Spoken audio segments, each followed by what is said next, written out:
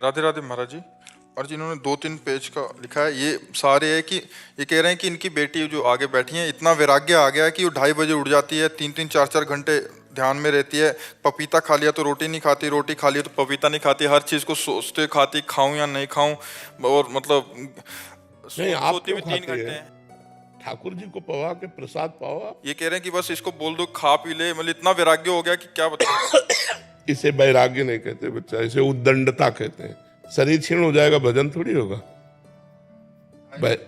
हाँ, हम ये कह रहे हैं कि जैसे रोटी है, दाल है, सब्जी है, पपीता है, सेव है, सलाद है, ठाकुर जी को भोग लगाया, ठाकुर जी को पवा के फिर प्रसाद पा लिया। मैं शरीर थोड़ी हूं कि नहीं पाना।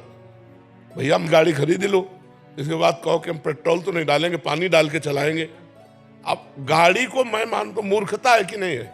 ये शरीर एक गाड़ी है, इसको आहार चाहिए, इसको जल चाहिए, इसको अन्न चाहिए, इसको फल चाहिए, इसको घी चाहिए, दूध चाहिए। बाबा इसने सुखा दिया अपने शरीर को, बिल्कुल कुछ भी नहीं खाते पीते।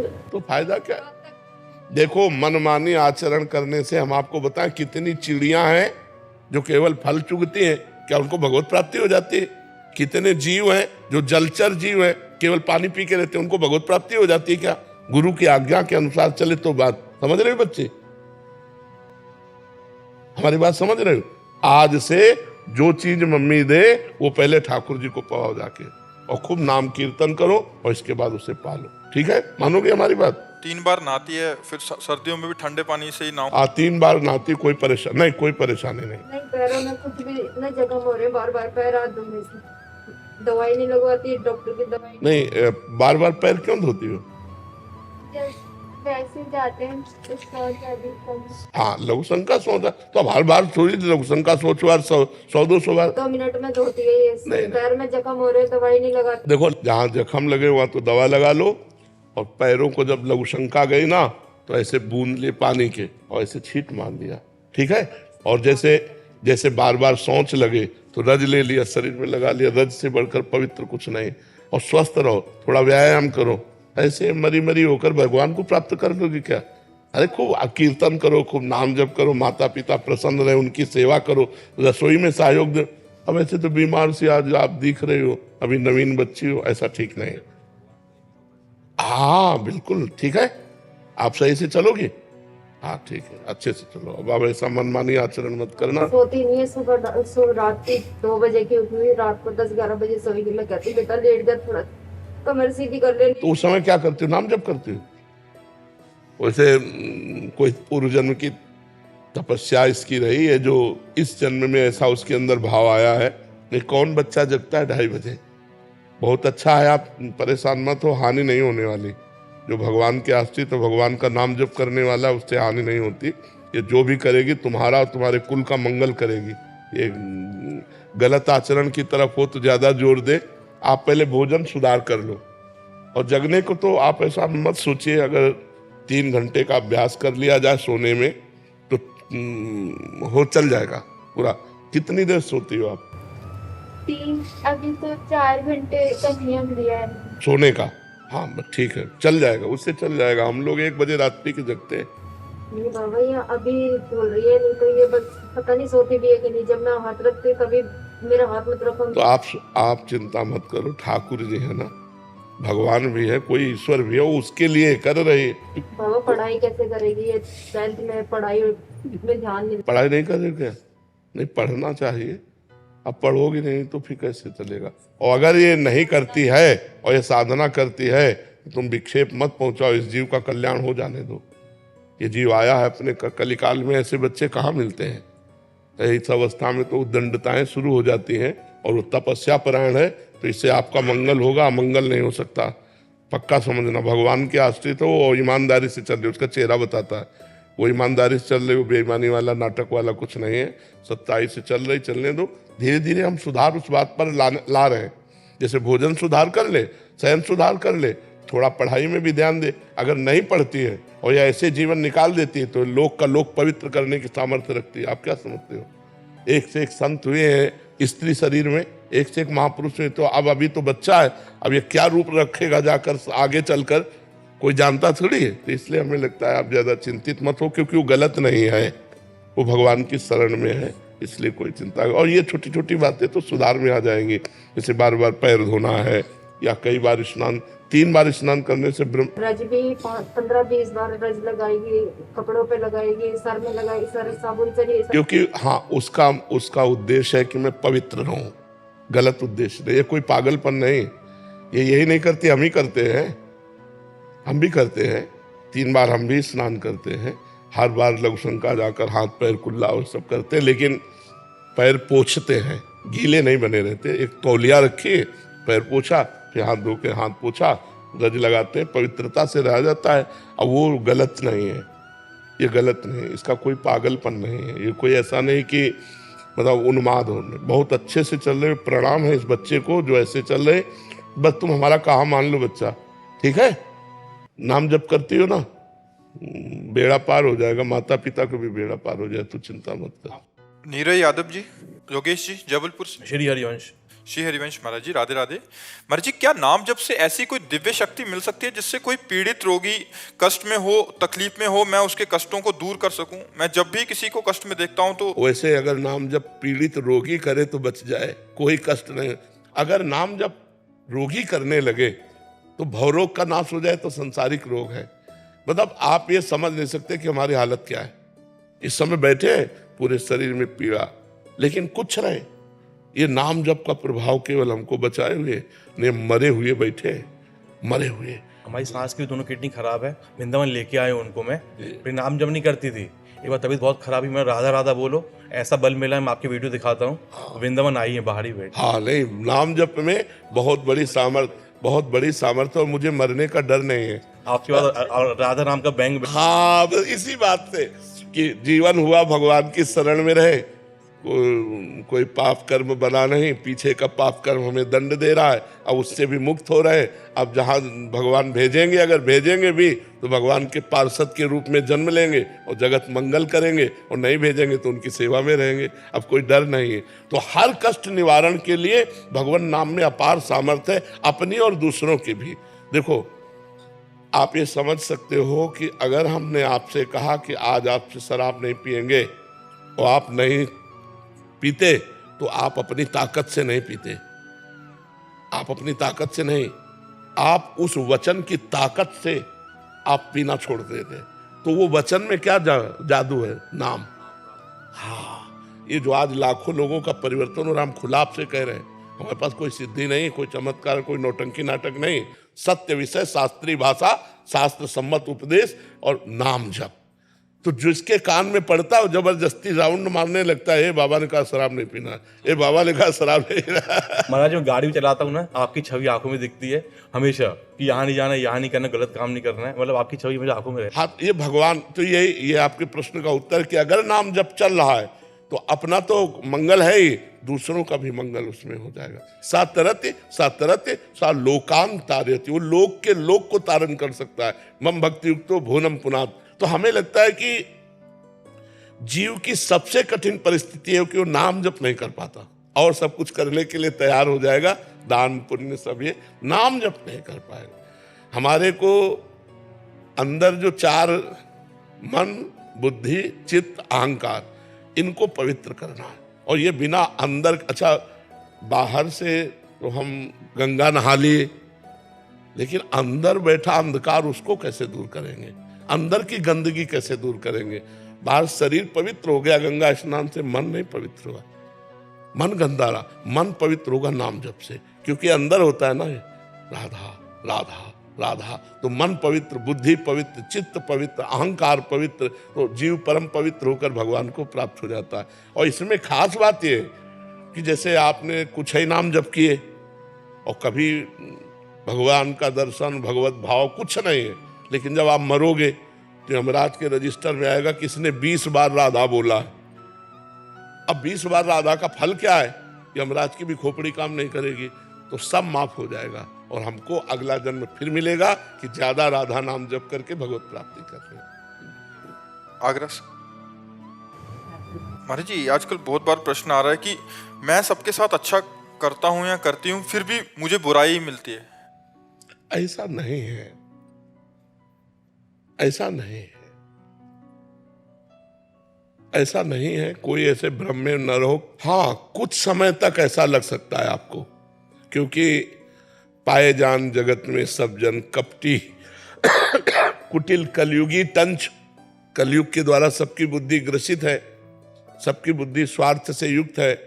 तो आप हित करेंगे और वो हो सकता है आपका अहित करने की बात सोचे, आपको कटुवचन बोल दे, आपका एहसान न माने। लेकिन जो सर्वलोक महेश्वर भगवान देख रहा है कि आपने उसके साथ अच्छा किया है, वो जब आपका अच्छा करेगा तो फिर हमें लगता है धैर्य रखना चाहिए। हम अच्छाई को तत्काल भजाने की कोशिश ना करें कि हमने आपको पानी पिलाया, आप लौटकर हमारी तरफ हाथ जोड़िए और बोलिए थैंक यू। ये भावना हमारी गलत है। ये भावना अगर हम छोड़ दें तो अच्छाई करने पर अच्छा ही होगा, परम अच्छा होगा, परम मंगल होगा। नेकी कर दरिया में डाल, ये बात क्यों नहीं लाते हम लोग? हम लोग ऐसा क्यों चाहते हैं कि हम इसका हित किया तो ये हमारे आगे झुके, ये हमारी बात माने? क्यों हम चाहते हैं? ये हमारी कमी है, इसीलिए दुख होता है। इसीलिए दुख होता है। हम सामने वाले का हित करके अनुकूलता चाहते हैं, इसलिए हमें दुख होता है। अगर हम अनुकूलता ना चाहें तो अनुकूलता तो मिलेगी ही, परमात्मा के द्वारा मिलेगी। ये लोग थोड़ी अनुकूलता देंगे, ये तो सब अपनी अपनी वासनाओं की पूर्ति के लिए है। वासनाओं की पूर्ति हुई तो कोई पहचानता भी नहीं है। और हम चाहते कि हमने ऐसी परिस्थिति में इसका सहयोग किया या और भी बहुत तरह से हित होता है, लेकिन सामने से हमें रिस्पॉन्स नहीं मिली तो हमको परेशानी महसूस होती। तो सबसे समस्या हमारी ये है रिस्पॉन्स, इसको हटाओ। ये सामने वाले से जो अनुकूलता प्राप्त करने की बात है, सबसे बड़ी कमी है। परमार्थिक पुरुष तभी दुखी होता है जब उसमें कोई गलती होती है। सवाल अगर सही हल हो जाएगा तो आपको आनंद की प्राप्ति होगी। इसका नाम अध्यात्म है। ये कभी, इसका परिणाम कभी गलत नहीं होता, इसका परिणाम मंगलमय होता है, क्योंकि भगवान मंगलमय है ना। तो हमसे त्रुटि हो जाती है। अब जैसे हम किसी का हित करके उसके परिणाम स्वरूप अनुकूलता चाहते हैं, अब वो ना देगा तो हमें यही लगेगा कि यार हम जो किया वो सब व्यर्थ चला गया। व्यर्थ नहीं गया, परमात्मा देख रहा है। सच्चे परमार्थी तुम हो अगर हित करने वाले, तो तुम्हें केवल भगवान से चाह करनी चाहिए कि अनुकूलता तो भगवान देगा। ये क्या देंगे? हमें भगवान ने अवसर दिया, हम इनको अनुकूलता दे देते, अनुकूलता की मांग नहीं करते। तो देखो अभी हृदय आनंदित हो जाएगा। और ऐसे तो स्वार्थी संसार है ही, जब तक स्वार्थ बनेगा तब तक वो ऐसे रहेगा। और जिस दिन पता चला कि स्वार्थ पूरा हुआ तो तुम्हें कुछ नहीं समझेगा। तुम देखोगे ये वही है जिसके साथ मैंने इतना हित किया, और फिर जलोगी। तो ये जलना आपकी कमी है, आपकी गलती। अगर आप अध्यात्म में सुधार कर लें तो आनंदित हो जाएंगे। रहीमदास जी ऐसे बांट रहे थे, लोगों ने कहा नेत्र नीचे क्यों किए हो? तो उन्होंने इसी बात से कहा कि लोग समझ रहे रहीम दे रहा है, लेकिन रहीम नहीं, देनहार कोई और है, देत रहत दिन रैन, लोग भरम मोह पे करे तासो नीचे न। अगर हम इस भाव से परहित करें तो हमको कभी दुखी नहीं होगा, कभी दुख नहीं हो सकता, क्योंकि हम आपसे चाहते ही नहीं है। हम तो केवल हित कर रहे हैं। परमात्मा ने प्रेरित किया तो नेकी कर दरिया में डाल। बहुत बढ़िया सिद्धांत है, अगर ये समझ जाओ। नहीं समझोगे तो फिर परेशान हो। और जी हित कब कब करें और कब ना करें? परहित कब कब करें और कब ना करें? अवसर आने पर। परहित के लिए झोला टांग के थोड़ी घुमा जाता है। परहित के लिए झोला टांग के थोड़ी घुमा जाता है कि हम परहित करें। अब जैसे हमारे दरवाजे में कोई आ गया, समस्या में फंसा हुआ है, और हम उसकी समस्या का निदान कर सकते हैं तो हमें कर देना चाहिए। लेकिन इस लोभ से नहीं कि किसी दिन हमारी दंडवत करेगा कि भैया आपने बचा लिया, ऐसा नहीं। उसको परहित करें क्योंकि वो हमारे पास आया है, और इसके बाद वो हमको प्रणाम करे, हम उसको देखें ही नहीं, बहुत बढ़िया आनंद आ जाएगा। लेकिन हम ऐसा नहीं कर पाते हैं। परहित के लिए अवसर होता है। कोई भूखा है, भोजन दे दो, बीमार है, औषधि दे दो, समस्या में है, आप उसका समाधान कर सकते हैं, कर दीजिए। और उसके बदले में आपको प्रणाम करे, धन्यवाद दे, ऐसी भावना रखना, ये थोड़ा ठीक। ये मेरे काम आएगा इसलिए मैं यही बात तो परेशानी की है, यही बात परेशानी की है। हाँ, यही ज्यादा हो गया कि ये मेरे काम आएगा इसलिए मैं इसका काम कर देता हूँ, नहीं कर रहा हूँ तो कल ये मेरे काम नहीं, इस काम से मेरे भगवान प्रसन्न होंगे और भगवान मेरा मंगल करेंगे, ये भावना जोड़ो। परहित भगवान के लिए करो। इंसान का परहित का भाव करके उससे बदले में लेना चाहोगे, घाटे में हो जाओगे, वो नहीं कर पाएगा। हम सब में भगवान को देख के, हाँ, तो दियम वस्तु गोविंदम तु प्रेम समर्पित। तो बढ़िया बात बन गई। सूर्य चौहान जी छत्तीसगढ़ से, महाराज जी आपके चरणों में कोटि कोटि प्रणाम। महाराज जी किसी संत महापुरुष ज्ञान विज्ञान भगवत धर्म शास्त्र किसी भावना अथवा किसी प्रेरणा से भगवत प्राप्ति के इस मार्ग में चलने वाले साधक अथवा गृहस्थी उस परम अवस्था को उपलब्ध ना हो सके, तब ऐसी स्थिति में उस साधक अथवा गृहस्थी के लिए कैसी दुर्गति हितकर होगा? वो अगर सतमार्ग में चलने का प्रयास किया है, असत मार्ग का त्याग किया है और भगवान की आराधना की है, तो नष्ट नहीं होगा।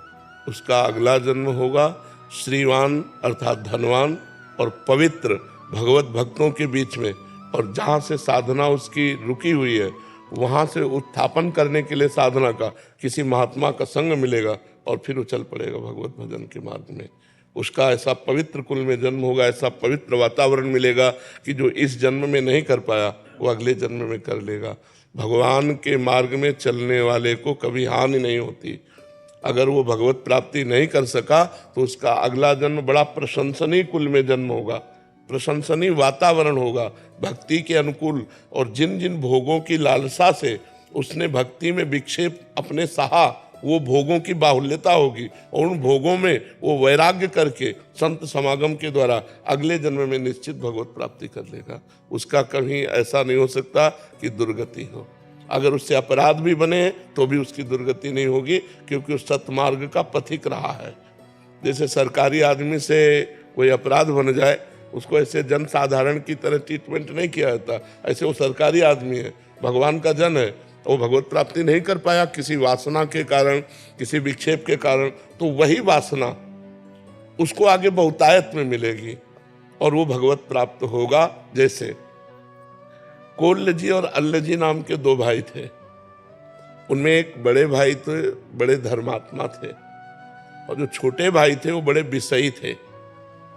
उनका राजा के पुत्र के साथ मित्रता हुई तो राज परिवार में वो बैठते उठते खाते, उनका सारा खान पान बिल्कुल राजा के पुत्र वाला, वो जो ऐसे मांस भक्षण करता, शराब पीता, वैसे सब पूरा। और एक था सात्विक वृत्ति से रहना और निरंतर भजन करना। पर वो जो छोटा भाई था वो बड़े भाई के प्रति श्रद्धा विशेष रखता था कि मैं तो नीच हूँ, मेरे भैया बहुत अच्छे महात्मा हैं।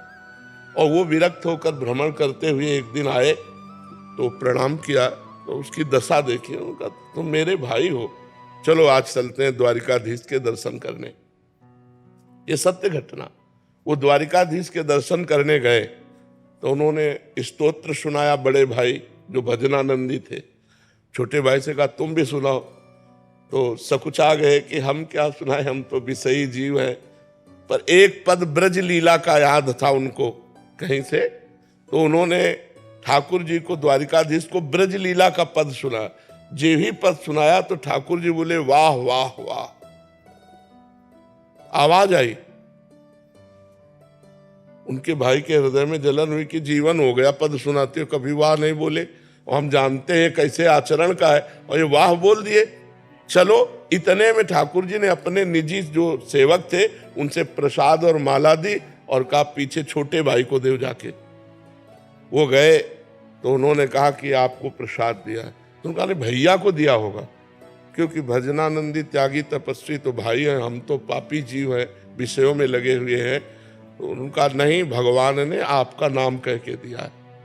अब वो हाथ में, अब बड़े भाई के हृदय में और जलन हो गई कि देखो भगवान ने हमें प्रसाद नहीं दिया, रोज पद सुनाऊं तो भगवान कभी वाह नहीं बोले, और ये विषयी जीव इसके उसमें वाह बोले। अब जीऊंगा नहीं, जब भगवान ही हमारे नहीं हुए तो मैं जीऊंगा क्या। वो समुद्र में जाके कूद गए। जब समुद्र में कूद गए तो द्वारिकाधीश के दिव्य पार्षद उनको दिव्य द्वारिका ले गए, बड़े वाले को। अब कुछ तसल्ली हुई। जब द्वारिकाधीश के दर्शन किए, द्वारिकाधीश जी ने कहा लाओ प्रसाद पाओ। वहां 2 पत्तल डाले गए। तो उसने कहा 1 पत्तल किसका? बोले तुम्हारे भाई का। अब और जलन हो गई कि यहां भी उसकी पहुंच है। अब वो अंदर से भगवान से बोले कि प्रभु अब सहा नहीं जा रहा, वो पाप करता है, राजसिक भोगों को भोगता है, और मैं जीवन भर भजन करता रहा। तो भगवान ने कहा इस जन्म में तुम भजन शुरू कर रहे हो, तुम्हें पता है ये कितने जन्मों का मेरा भगत है। ये पीछे जन्म में वैरागी संत था, हृदय से मेरी भक्ति करता था। एक दिन जंगल में रुका हुआ था तो देखा राजा की सवारी रुकी, तो राजा का वैभव देखकर इसको लगा कि यार भोगों में सुख है, तो इसी लालसा ने इसे भगवत प्राप्ति नहीं होने दिया। अब आकर के ये राजपुत्र के साथ भोग भोग रहा है, लेकिन ये पुराना भजनानंदी हमारा है, तो समझ रहे, तब उनको समझ में आया। तो वर्तमान में यदि हमारी कोई वासना हमें भगवत प्राप्ति से रोक देगी तो अगले जन्म में उस वासना की बहुतायत होगी और भगवान की कृपा होगी और भगवत प्राप्ति होगी। वो छिन्न भिन्न नहीं हो जाएगा, नष्ट नहीं हो जाएगा, क्योंकि भगवान का नाम, जैसे हमने एक बार बोला राधा, अब ये अविनाशी है, अब ये भगवान की बैंक में जमा हो गया। अब हमसे कोई पाप बनेगा तो हमें दंड मिलेगा, लेकिन वो राधा नाम जो जमा है वो हमारा कल्याण कर देगा। इसीलिए सबसे कहते हैं नाम जप करो, भगवान के मार्ग में चलो, इससे तुम्हारा कभी अमंगल होने वाला नहीं। मंगल भवन अमंगल हारी है। हाँ, भगवान मंगल भवन है जी। प्रोफेसर डॉक्टर प्रदीप भारद्वाज जी, राधे राधे। राधे राधे महाराज जी। महाराज जी, आप कह रहे हैं कि आप तीर्थ स्थलों पे मतलब निशुल्क मेडिकल सेवा देते हैं। हाँ, बहुत। महाराज जी, ये कह रहे हैं कि मेरे मन में एक प्रश्न बार बार आता है कि हम अक्सर देखते हैं कि तीर्थ यात्रा को जीवन के अंतिम चरण यानी वृद्धावस्था से जोड़ा जाता है, लेकिन क्या ये यात्रा युवावस्था में अधिक प्रभावशाली और जीवन की दिशा देने वाली हो सकती है? बिल्कुल। तीर्थ यात्रा का सही समय क्या है और महाराज जी जीवन के हर चरण को इसमें अपनाना चाहिए या? वैसे सत धर्म के लिए प्रहलाद जी ने कहा है, यदि कुमार अवस्था से संस्कार अच्छे डाले जाए और यौवन अवस्था में सतधर्मी बने वो विजयी होता है। अब सब इंद्रियां शिथिल हो गई हैं, अब माला लेकर के बैठो लार चूरे, तो वो भजन थोड़ी हो रहा है। अब शरीर काम नहीं कर रहा, तीर्थ यात्रा जा रहे हो, जब आपका शरीर भोगों में उन्मत्त होकर लगने योग्य था, उस समय आपने कंट्रोल करके और सतमार्ग में लगाया, तीर्थयाटन किया, धर्मशास्त्रों का स्वाध्याय किया और धर्म के अनुसार चले, वो परम पूजनीय होता है, वो महान बात होती है। पर अब जब नहीं हुआ पूरे जीवन में तो चलो बुढ़ापे में कर लो, आखिरी में संभाल लो। लेकिन उत्तम बात यह होती है कि कौमार अवस्था से लेकर यौवन अवस्था तक यही बिगड़ने के चांस होते हैं। और अगर यहाँ उसको शिक्षा दी जाए, देखो नए नए बच्चे गर्लफ्रेंड बॉयफ्रेंड, व्यसन, हिंसा, व्यभिचार, इसमें फंसते जा रहे हैं ना हमारी समाज। क्यों? क्योंकि नए बच्चों को अध्यात्म की शिक्षा नहीं मिल रही है। आधुनिक पढ़ाई उनको और आग पैदा कर रही है। अध्यात्म क्या होता है? शीतलता प्रदान करता है, बुद्धि को शुद्ध करता है। आज जो हमारे समाज की दुर्दशा होती जा रही है कि पति पत्नी में विश्वास नहीं, पिता पुत्र में विश्वास नहीं, कि हर संबंध अविश्वास की धरा पर आ चुका है। तो ये सब क्या हो रहा है? अध्यात्म विहीन जीवन। तो मुझे लगता है अगर ये अध्यात्म बाल्यावस्था से मिले और जवानी में इसका प्रकाश हो तो बुढ़ापा बहुत अच्छा आध्यात्मिक जाएगा। महाराज जी, आप कह रहे हैं कि आपको जैसे निष्काम श्री जी की कृपा से कर रहे हैं तो इनको इसी से सर्वोच्च लाभ उत्पन्न। नाम जप सहित भगवत भावना युक्त। लोग हमसे पूछते हैं कि आप करते क्यों हो, फ्री सेवा क्यों कर रहे हो? जब आप इसका उत्तर न दे पाओ तो सही उत्तर होगा। हाँ, जब इसका उत्तर न दे पाओ तब आपका सही उत्तर होगा। कि आपसे पूछा जाए, कि जैसे हमसे पूछा जाए आप भजन क्यों करते हैं, तो हमारे पास कोई उत्तर नहीं। भगवान की प्राप्ति ये ये सब बाहरी बात है। भजन क्यों करते हो, हम उत्तर नहीं दे सकते, ये हमारी प्रीति का विषय है। ऐसे ही आप सेवा क्यों करते हो, तो यही उत्तर है, मौन ही उत्तर है। और उत्तम बात यह है कि इसी कार्य से आपको भगवत प्राप्ति होगी। बस दो बातें इसमें जोड़ लिए, सामने वाले मरीज में भगवान है, ये बात मान लीजिए, और अपनी जिह्वा से नाम जप कीजिए। ये दो साधन जोड़ लीजिए तो ये जो बाह्य है, क्योंकि आप जो भी सेवा करते हैं ये बाह्य है, आंतरिक सेवा नहीं है।